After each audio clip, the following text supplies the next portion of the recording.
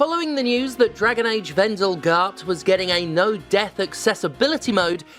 So already it's like accessibility mode or difficulty setting? That's a difficulty setting. That's a difficulty setting, I'm sorry.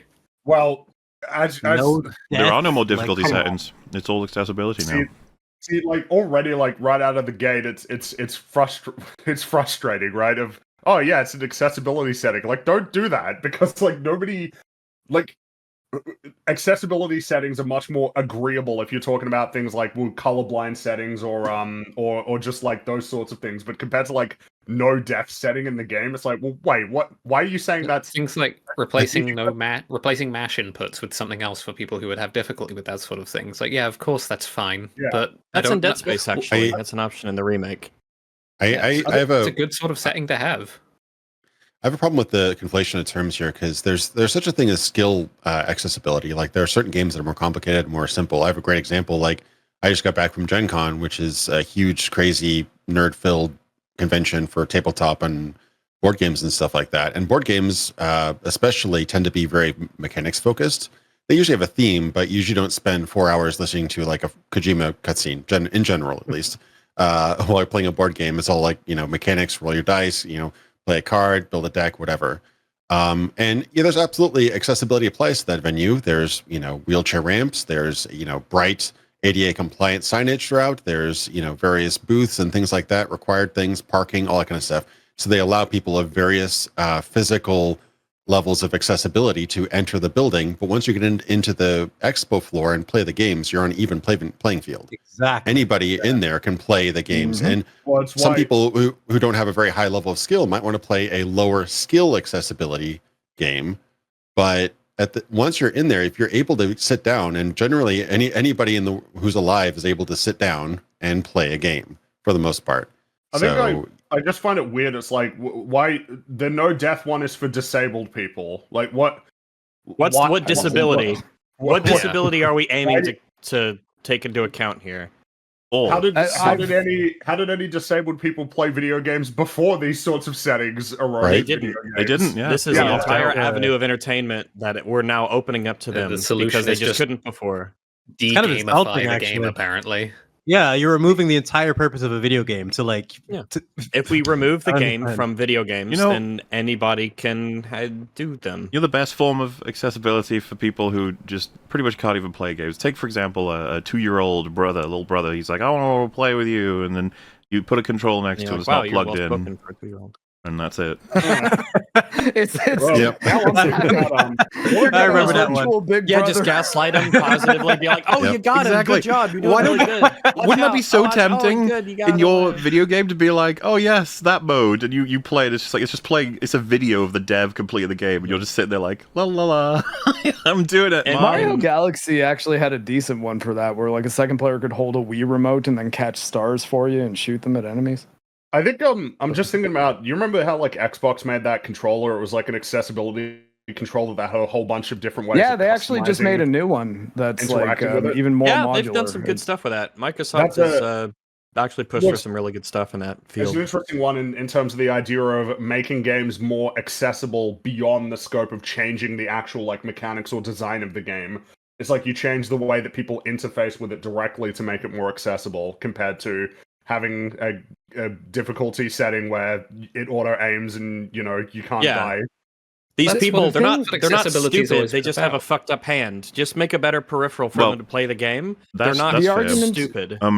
The argument that I've had made about I was just going to say about the no death as an accessibility setting is that some people just don't have like the reaction time or like cognitive processing power to be able. I know it's the argument I would make. I just I got an because at that point it's like you can't specialist. You're just not like a functioning member of society. Players of video games, I would say broadly, have a very strong tendency to underestimate themselves and their capabilities. Yes. Yeah.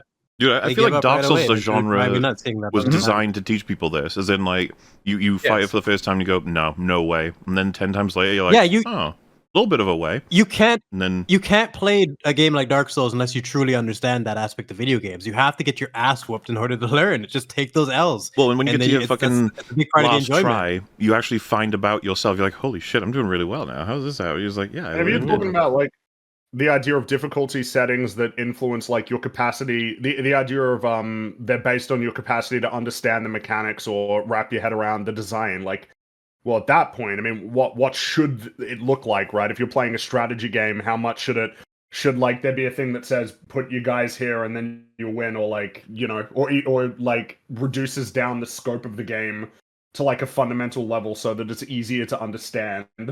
It's like it's kind of is that something that's obligated to do for you? It's like adjacent to accessibility, but it's something I noticed while playing a game called Inscription. I don't know if any of you played that. It's a card game. I love that game. Someone gifted to me. I haven't really, played really good game. Would recommend.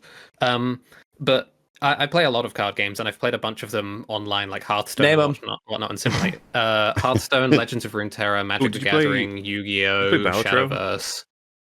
I never played Balatro, no. Oh, you got me into Balatro. You got me into Balatro. Every 17 minutes. Slay the Spire. I forgot about Slay the Spire. Fuck.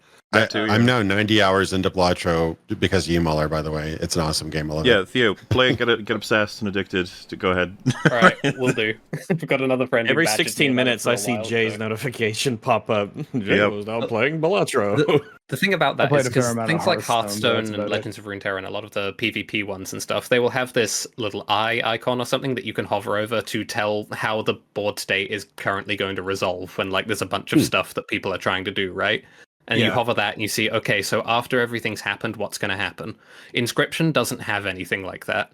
And I found that I'd got pretty fucking lazy with my ability to actually assess board state as a result of that, because I'd been crutching on the eye icon a lot in things like Legends of Runeterra. So I'd lost my ability to pay attention to board states and actually figure out myself the way things are going to resolve. And I had to relearn that playing Inscription. So I think a lot of the time, the overprevalence of systems like this can damage player base's abilities to have these skills innately. Like the engagement within one can damage engagement with the rest because they're not on a playing field that's in any way, shape, or form equalized. Someone else wanted to bring up was this is an impossible stat to garner, but it'd be really cool to know how many people who are taking advantage of these settings are in any way conventionally actually disabled, or are they just idiots? I mean, don't know what the majority not. I would say, would we put it over or under 3%? The board state thing is more of a. Because I'd put it under. With the journalism stuff, I'm very curious. As well, right? I make these arguments actually in some of my older videos. Things like that, where you can see the board state, they're cool. Those are like they call it quality of life features, where they're not necessary, but they just make things a little bit just more intuitive, right? But things like that can really change the course of your game and how people approach games. Like one of the biggest ones, having markers everywhere pointing exactly where you need to go at all times. And that's probably the biggest one. Mm-hmm. Yeah, you don't need those to play the game, but because they're so prevalent throughout the game, it almost takes away any sort of necessity to choose to where you want to go and or determine where you need to go through the environment. Kind of like that is something that exists on a very massive sliding scale. You can have games that say you need to go to Auric Basin or wherever you're trying to get to, but it doesn't say anything else other than that. Go to this zone, go to this location. It doesn't tell you how to get there. Signs. And then some will say go to this place, and then it shows you the path, and it might be this waypoint, poo here, and there's a glowing little fairy trail like Fable, and you can't ever possibly get lost, and something like that. It's like, okay. And then you have one example would be actually because I played through Dead Space again recently, and I had the same problem the second playthrough as I did the first playthrough, where I want to make sure and I want to go back and get all of the rooms once I get my security card clearance up, and I've got to navigate through the map and find out how do I get to this one room. I got this one room here, and it's a little gray box. I need to get to this one room, and I'm cycling through all of the medical deck levels to find the way and trying to link up the stairs and everything, and that's just fucking frustrating, especially in a game that already has like a waypoint system built into it. Yeah, I think there's some good solutions to it. Like I'm actually one of the 2 players who played Avatar: Frontiers of Pandora. And they actually had a setting in there where you can determine at the beginning, I think you can change it any time, where do you want just that big arrow telling you go this way, dummy, or do you want to give it a little bit of a puzzle aspect? And I chose the puzzle aspect because I didn't want to just be told where to go at all times. And what they did instead is say, okay, here are your kind of open world objectives. go to this place. It's at the top of the waterfall. They don't tell you where the waterfall is. They don't tell you where on the map it is. You have to kind of just geographically look around. Where is a cliff? Is there water coming from it? Oh, it must be up there. So I thought that was at least like an improvement in some way, because I actually had to think a little bit. I think fast travel is similar in the way that it's approached in games as well. Yeah. Because sometimes, I mean, a lot of times, I just want to go to the place and do the thing. You know, I don't want to trek across the whole map to this one thing and trek all the way back. Mm-hmm. If it's a time saver, that's one thing. If it's just, if the whole point of the game is the things that happen along the way and the just do not fucking, if you're a game, do not waste my time. I will hate you if you waste my time. All right? Sometimes I just want to do the thing. I want to go and do the mission, do the quest, complete the challenges, do the stuff. I don't want to spend half of my life going there when relatively very little happens along the way. I think a lot of it, though, and I'm actually happy that Indigo brought up Avatar having the option there, just mostly because it's a Ubisoft game. Because when Elden Ring came out, there was that whole kind of thing about the UI difference between a standard Ubisoft open world and Elden Ring just kind of saying, hey, here's relatively what you got to do, just go and find it, but you can sort of go anywhere as well. And I think the way the argument that was on the other side of, yeah, that's bad, you should always have maps and markers and everything, falls apart is they say something like, well, just turn off all the map markers and everything in Witcher 3. And I think that a lot of the reason why that is difficult for people to do is because they're all there and on by default. So they seem like they are part of the game as intended, whereas say what you will about Elden Ring's open world design. I know Theo has some thoughts on it for sure, but at least they're clear about the fact that it's like, no, there's no way you can turn on a waypoint. We're not going to tell you who you have to talk to for these quests. You just have to explore this world and talk to people, and that's the deal. That's the game. And I think that the tricky thing about making too many things optional is, what is that intention then? Like, it's really hard to convince, it's really hard to convince a player to give up advantages. It's really hard to do that. I did that when I played Thief 2014.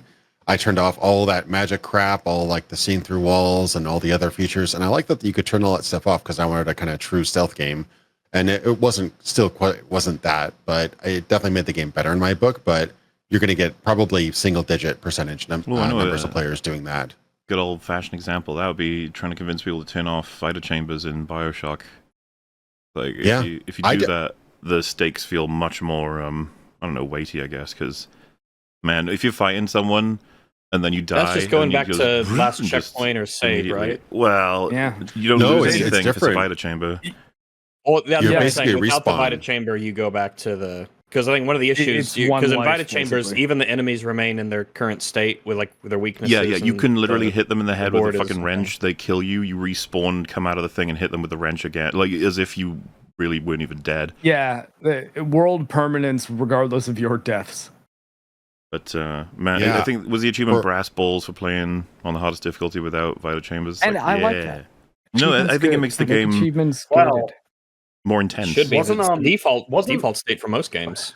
That's another thing that's making me think, isn't it? Wasn't something with The Last of Us 2 that it didn't give you trophies for difficulty? Like you. That's most modern Sony games. God of War as well. You can get the platinum on the easiest. Of course, everybody understands what we're talking about, right? Like on PlayStation or on Xbox, there would usually be like an achievement or a trophy that you get for normal difficulty, hard difficulty, like expert difficulty. But now even that's starting to get diminished as a thing, and it feels like it's kind of downstream from this of like, no extra rewards for beating things on harder difficulties, because there was a game recently that happened. It was Flintlock, I think it's called.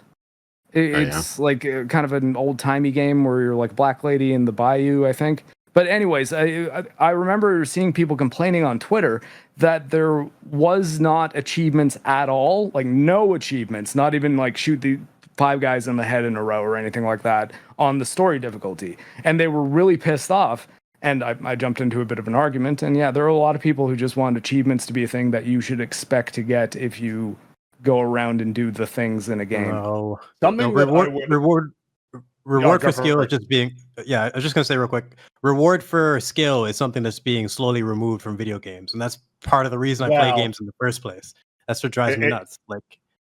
it would seem that part of the reason why that's happening is because of this conversation about the sheer extent to which the game component of the game ought to be reduced, and that is accessibility settings, not difficulty settings, because once it's accessibility, it's like, oh well, that feels like it's a different thing than just you don't feel like playing it on you don't feel like the challenge, you just don't want to do it, so you don't want to engage with the game on what used to be its terms. Now it's like you change it to fit your terms. I feel like this is something worth bringing up at this stage. The vast majority of the games discussed, and pretty much the vast majority of games in general, just about anyone can clear them on their hardest setting. They just don't want to. They don't want to commit the time. Yeah, which is that is fair enough. There's a consumer element to that. Whether or not you want to put the amount of time that it would require to beat a given game on its hardest setting, like, I don't know, that's up to you to decide. I mean, all of us here would have plenty of games we would refuse to play on the hardest because we read the description, we're like, no, that's boring. I don't want to play it. It's going to be one just bullet kills me. That's exactly the thing. A lot of games' harder difficulties suck shit and are bad play experiences. Yeah, they're not well designed. They just make everything completely OP, and it's like that doesn't even sound What if fun. every enemy took 7 minutes to kill? I was like, oh, well, I've got better things to do with my life. That's something that can be tethered to the conversation about like difficulty settings is how much does the existence of difficulty settings and limited amount of development time mean that there will be a specific one that is like the best version, the one that's actually balanced, and then anything that's above that starts to get crazy. I think that balanced one should always be labeled. I think selectable difficulty settings are sorry, go ahead. Almost always just like a bad idea. Not always, but they're very often like, because they're a black box in terms of the player's understanding of them. What about when you can unlock them? Well, whenever I see that's a different thing. That's a design choice too, though. When I see selectable difficulties like that initially, like when I'm starting a game for the first time, I have no idea what to make of any of them. Because like if I look at hard mode, how real is that hard mode? Is that like a AAA game hard mode? In other words, like normal, or is that an actual hard mode? How do you assess how long, if you keep dying and getting delayed? It's like how do you know how long the developers wanted you to be delayed on something compared to how long it's actually delaying you? Like, am I dying to like an appropriate experience? Is this about as hard as it should be for me to be having like not the right amount of fun, but the right experience that the game should be giving me? Or do I need to turn the difficulty up or down? How am I supposed to know any of this? Someone could easily suggest to you, it's like, oh, I've got the perfect solution as a dev. We'll just have an amount of deaths will prompt a please go to the lower difficulty. It's one of the most annoying fucking prompts in the history of video games. Oh, that's embarrassing. I've been trying to bring up a good one though. Conscript's a game that recently come out. It's sort of a World War I kind of old school Resident Evil game. And in its difficulty setting, I'm actually trying to get to it to see if I can see the name. There's actually a tag on one of the difficulties that says, this is the intended experience. We balance the game around this mode. And there's one above that. So I want that to be something that almost every video game with selectable difficulty does. Tell us what the intended experience was. You know, I'm thinking about what Mauler said. I'm thinking about the based example to the contrary, where in Infamous, if you're playing it, they're like, you know what, this looks like it's a bit too easy for you. Do you want to bump up the difficulty? That's way better, way better. There's examples of both. I remember some of the Mario games, they would like give you, what was that one Mario game where they give you like a special suit if you died? Suit that you get 5 dies, so that you basically. But even that one doesn't save you from falling into bottomless pits. Right. It doesn't make it a completely worthless experience. But I remember one game. Make the pit's bottom fall. I remember. Sorry. Go ahead. No. I was just going to give you an example of the opposite. I remember. I really want to play it. It's a little bit intimidating, but I heard it got trashed by reviewers. But anybody ever play God Hand? Oh yeah, God Hand is fantastic. Did you guys see that Kamiya and what's it called, the Suda 51 were like at an event together, and they were actually like talking about God Hand at it apparently. So God Hand coming back is a realistic possibility right now. That's awesome. Hideki Kamiya is not at Platinum anymore. I was like, those three could create a game studio that would make the most wild Japanese action games we can possibly imagine. But from what I understand, correct me if I'm wrong, but from what I understand, that game, the better you do, this bar increases. That will actually, I think, increase your damage, but also increase the difficulty of the game as well. So it rewards you for playing better, but it also makes the enemies much harder too. So if you're at a skill level where you can actually excel in the game will in real time increase the difficulty, and while simultaneously making kind of like building up a combo meter where you're doing more damage too. So if you can continue to kick ass, you can do great, but your margin of error slims down drastically. Right? That's not happening like behind the scenes. That's something you're aware of when you're playing it. That's it's a bar on the screen. Yeah, I was going to say you'll know challenges like that level because it's called level die. No, it's German. Level D. This is making me level. Yeah.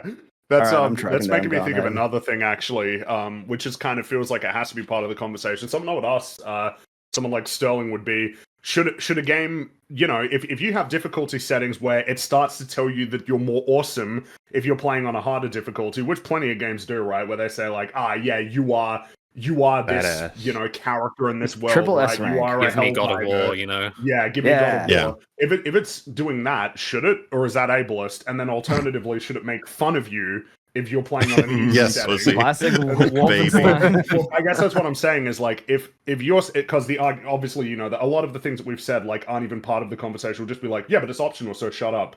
But like if it's actually if the argument is that difficulty settings are accessibility settings, then presumably games ought not say that you're more awesome if you're playing on a harder difficulty, or that you are worse if you're playing on an easier difficulty. They're just jokes, though. Right? Like they should. Like they're just fun. Yeah, but they shouldn't do that, right? Like if it's actually accessibility, it'd be ableist like saying, humor. like it'd be like if it had, I don't know, like haha, you can't see colors mode if you put it on color settings, right? That doesn't. No. No, you can't see colors mode. I'm just. Dude, I'm imagining like a hilariously weirdly targeted version of those for every accessibility function under the sun.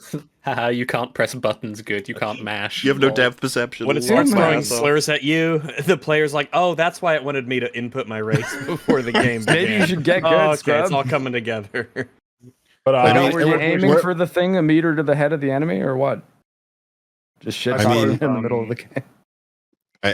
I've seen people beat Dark Souls blindfolded or with a banana. Where at some point, like where do we draw? Yeah, like they put little connectors to bananas and use those as buttons instead of a controller. Like I've seen some crazy, or banjo. Yeah. There's people who've beaten like Millennia twice at the same time, like once on a pad on one screen and then doing it. There was a girl who beat Millennia with a violin. Yeah, recently. streaming. That's and once you have to do this shit because Souls games don't have mechanics. Once you're getting to there's the no point other way to push the challenge. People can do stuff like that. It feels like it should be. Just don't underestimate people. Yeah. People surprise you with like how creative they can be in terms of figuring out, how to overcome challenges, and that you'd be surprised at how many people who are disabled are able to play video games and play them really well. There's a story of that. The first time I ever talked the side that seems to make videos like this are often the side that wants people to be complacent with themselves and never self-improve and never strive to be better, to never overcome obstacles or challenges, that tells people that the way that they are is totally fine and there's no reason for them to try and do better, to practice, to overcome challenges. It says a lot about people, like instantly. Like you can tell someone who's willing to take those L's and actually learn and like work towards that win versus someone who's like, oh, I'll never be good at this because I didn't win on my first try. Like, I don't know how much it necessarily says about the individuals. I think it says a lot about their perception of the medium. Like gaming isn't respected in that sense. People broadly aren't willing to give a game that sort of attention and respect in the same way they might for like a highbrow film or whatever. Games are much more an entertainment medium that is meant to, like, you zone out and you run around in the open world or whatever. Like they don't get the same sort of it's still they don't get the same sort of like, prestige. Judging the way they engage the challenge, viewing them as toys, right? It's still kind of like a hangover from when they were viewed as toys rather than a specific medium of art. Yep. Which is funny because the further back you go, you can't even take those people seriously. The further back you go, the more they are looked at as toys, like because they're not taken as seriously as art forms and everything. One of the super chats that came in recently said I threw my kids to the wolves by having them play NES games at a young age. It's like playing Castlevania on the NES. Has anybody here done that? I assume Indigo would have. Oh yeah. I have the Game Boy Advance version of it. I fucking love that game, and I love the nature of the challenge in it as well because it's beyond uber frustrating, but everyone is capable of pulling it off. You just gotta get better, better sort of thing. Well, Yeah, you be really deliberate. It's a tough game. It is a tough Fundamentally, it's kind of similar to a Souls game. It's just, you just got to learn the enemy patterns, understand what the range of your weapon is, what the power of your weapon is, and know how to not get hit. The thing is when you had no choice but to, when you had no options but to just get better at the game, like that's just what you had to do. Like if you had no choice, you get better at it. That's how I feel about these systems, is a lot of the time with difficulty and, like when you get to the point of trivialization mechanics, you're giving people the tools with which they can make their own experience worse. And I know it probably sounds somewhat like I don't have the mind-reading capability to tell that someone's experience with a game is going to be better if they play it in a way that, like, makes them engage with the mechanics more. But I don't know, it just seems remarkably consistent that this happens when people play games in a way that meets the game on its own terms in terms of the experience it's offering. It tends to go better for them in terms of what they get out of the experience. It can also directly turn people away from a game too. Remember the controversy around Final Fantasy 16 where some player turned on all of the quote-unquote accessibility options and just pressed the X button on their PlayStation again and again and again and just won every battle automatically. Like that stream got retweeted and shared so many times, and it was deceptive, but I bet a lot of people saw that. I'm like, oh, I'm not playing that game because that looks terrible. And it just I think it probably prevents a lot of people from actually enjoying the game as designed, as intended. I think the good way to get people into higher difficulties is systems that are similar to maybe like Vermintide or Killing Floor 2, where the game's sort of designed for you to start at like this base level, and then it caps out the rewards that you can get until you move to the next level. The game gets really easy as you get better, and so you have to keep choosing to play at higher difficulties, not just to get better rewards, but just because it's going to kind of play into the natural desire for, I think, a lot of people, more people than others would assume, to actually be challenged in some way. When you're steamrolling without a challenge through a level, I think most people will actually go, yeah, maybe we need to bump up the difficulty, especially if the game mechanics are designed for you to, like, okay, you've gotten to hero power 200. You can't get anything over that until you play the next difficulty, and that difficulty gives you hero power 300 as a cap. Then you get to that, and you move to the next one, and the next one. And that general, like, that step process of moving up over time. There are a lot of players, though, who just want to get through the game so they can play next thing. And I think the problem is they're quite loud, but we don't have to do anything for them. They're not even like a part of the conversation. I know. What I was going to say is that the problem in the way that it affects us is that too many publishers in particular, I'd say more so than developers, think that those are the people that they should be targeting because they can make the most money. They cater to them. Well, didn't cater to them. God of War famously targeting its difficulty settings toward DSP. Like, what am I? That's right. Yeah, it comes back a little bit to the cultural issue I mentioned, in that games, in a sense, to be very pretentious about the way I'm going to put this, are Sisyphean in a way. Like, they are about the pushing of the boulder rather than its arrival at the summit. 9 times out of 10, you play the game in order to play the game. Yes. How many games? How many games get boring for the victory screen? How many games get boring as soon as you unlock everything and like you're super OP and you have all the best stuff? It's the journey that really matters most of the time, and like people, the journey is the gameplay. Lost. Yeah, a lot of play the game. It's not. It's unlocking the achievements. It's getting lost somehow. That I enjoy. I think you hit the nail on the head with that, where like they really think it's just about getting to the top of the hill. It's just like, oh, I beat it, it's done. The experience is meaningless. And like everything we're talking about here is about like what type of experience are you going to have during the game? And like there's so many different things that can affect a game. Something as simple as FOV sliders can change a game dramatically. God, yeah. And the idea of having no death or it's just depending on the game, there's always things you have to be able to work around, whether it's something that's inherently broken in the game that we know that we need to avoid this one aspect so we can have a fun, like, fighting game, or just, I don't know. I just feel like reward for skill needs to be the main focus when it comes to game design. And we need to encourage an attitude of self-improvement for people generally, because even if you have a game that's easy to beat, and that can vary depending on who you are, what game it is, and what difficulty it is.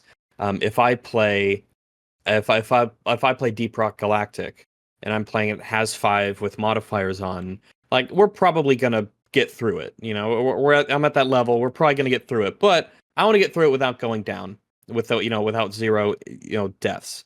When I go through killing floor 2, I want to make sure that I don't die during the whole thing, even though we'll probably make it through.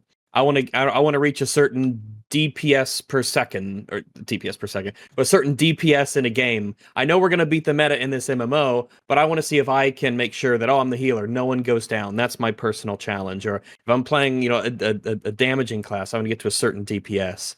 To get people to engage within themselves internally in this idea of self-improvement. You're going to win, almost certainly, but can you win better? Can you win without going down, having this numbers, doing this thing, or doing it quickly? Those are the kind of things that can keep games engaging and entertaining and give you a lot of replay value because you're constantly getting better and you're kind of facing yourself in a way, even if it's a cooperative game or a purely PvE experience. You'll notice about a lot of action games is that they are designed around multiple playthroughs. Things like Devil May Cry and Sifu, and even like something like Neo 2. They are designed for you to go through it multiple times in order to experience all that it has to offer. Oh yeah, if you start Sifu on master difficulty, you're going to have a bad time. Oh yeah, you'll be fucked. I was going to ask you, Theo, what do you think would be some of the best examples for difficulty design, just so we have a point of reference? Floor 2. Frankly. What did you say, Rex? I didn't even know what he said.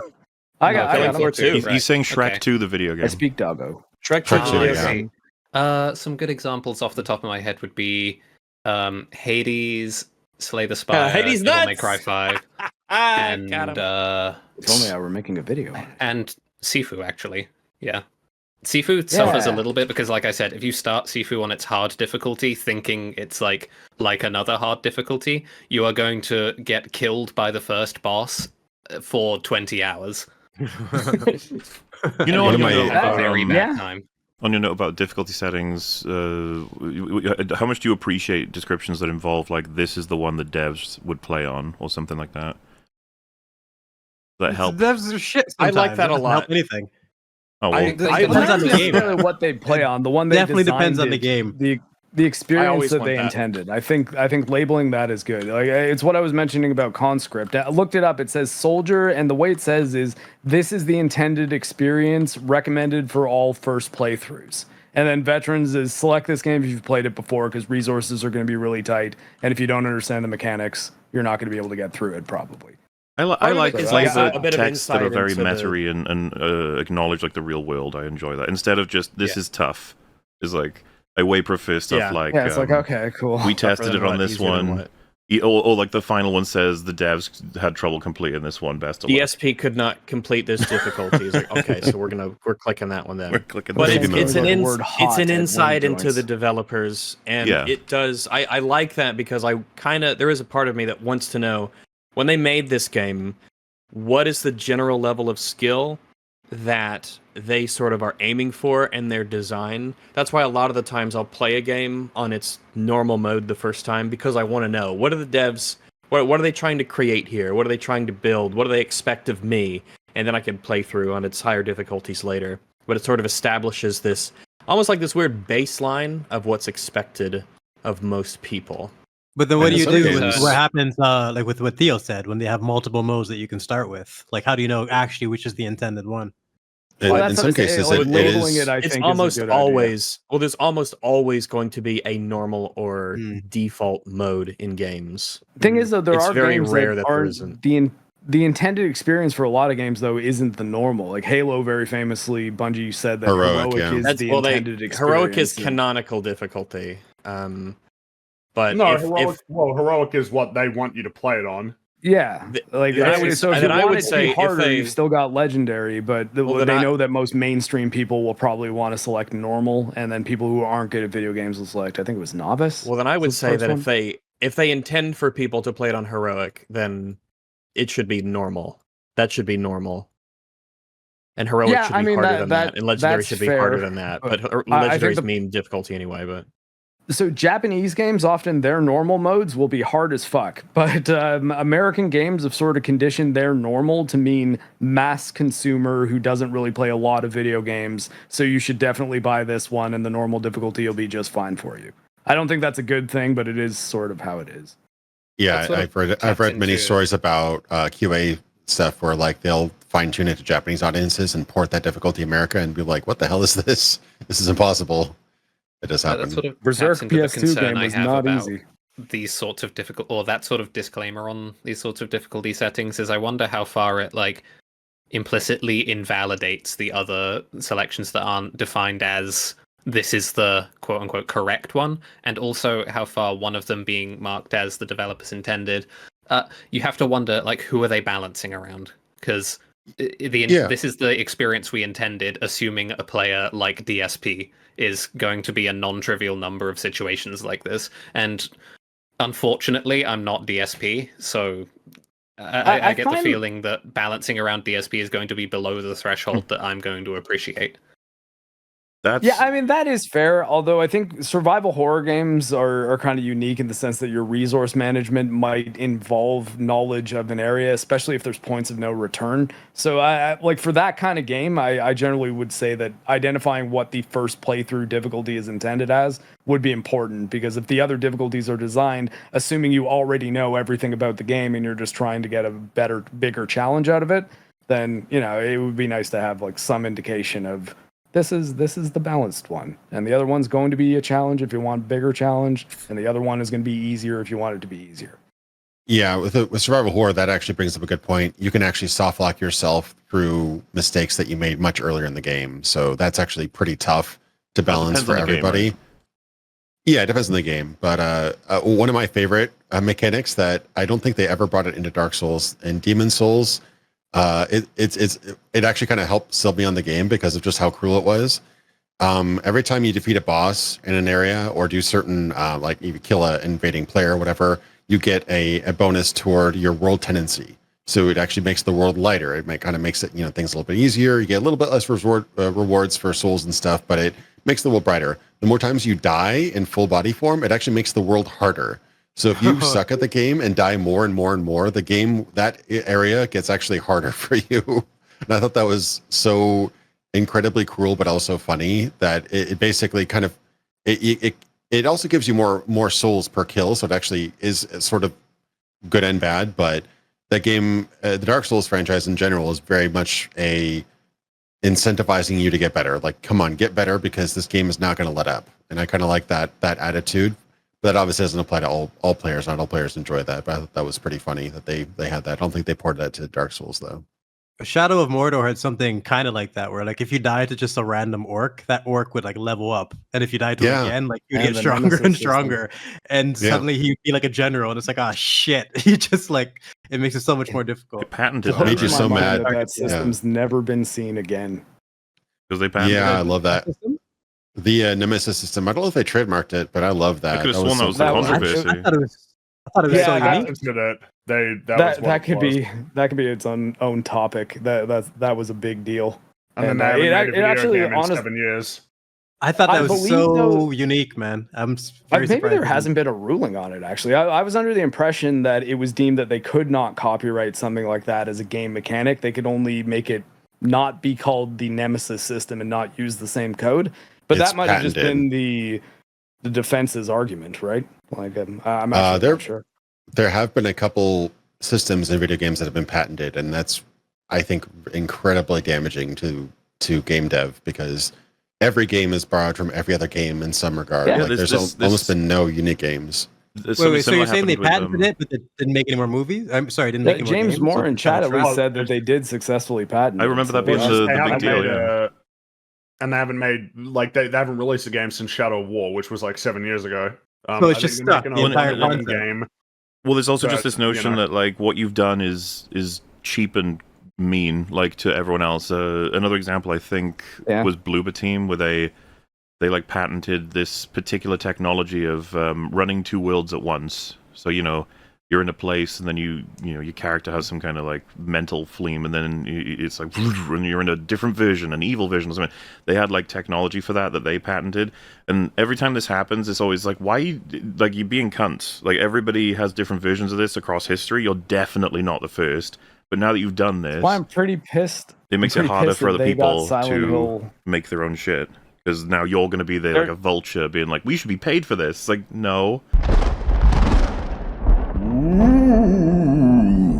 It's the spookiest time of year, and what's more suitable than EFAP celebrating with a brand new set of terrifying plushies? Introducing the EFAP Halloween plushie set, starting with Mauler the Longpire, a terrifying monster of bloodthirst and long.